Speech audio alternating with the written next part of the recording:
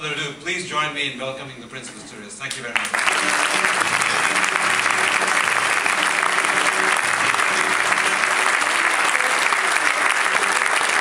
And I would like to talk to you a little bit about a part of the world that is closely linked to Spain for many reasons, very dear to our hearts. What we call Ibero America. I intend to present to you a few ideas to explain why we consider this region and its peoples of great interest to us, and why we believe today the world, particularly Europe and North America, the West, should pay more attention to it, to its great potential, to the good opportunity to effectively expand global progress by reinforcing together this great Atlantic area of democracy, stability and development that we form all together.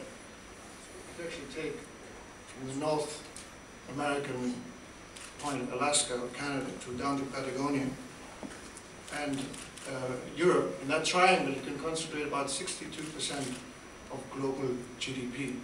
It has to mean something. Many of you might ask yourselves why I talk about Ibero America and not Latin America.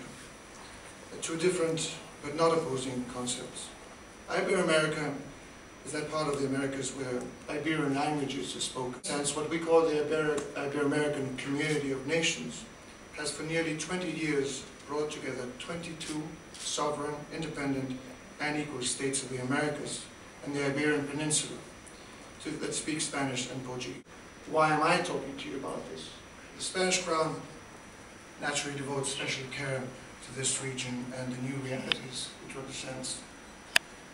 Not only due to our sentiments, but actually it is a constitutional mandate. So in my job I've had the honor and the privilege of being closely involved with a lot of time in my agenda dedicated to this region.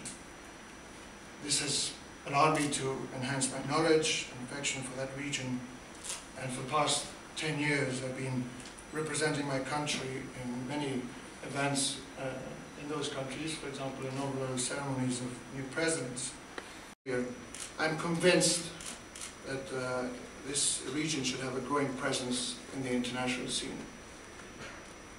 Well, let me give you a quick overview of what Ibero America, as I explained, represents today. It's a huge community, both in terms of geography and population, but above all in terms of its cohesion. You might be surprised about this, but think about it, two major languages and cultures with unquestionable powers of integration and interaction. Surely that is a great economic opportunity. At the same time, this community of independent nations are ruled largely by the same principles and values of freedom, human rights and democracy. Something of course also shared with our European countries and the rest of the Americas. The region on the whole has just ended an economic cycle for the first time in history where every country at once has seen an expansion. And all that has anchored a collective consciousness above our diverse countries and differences, and very far from that spirit of colonial rule or the tensions during independence.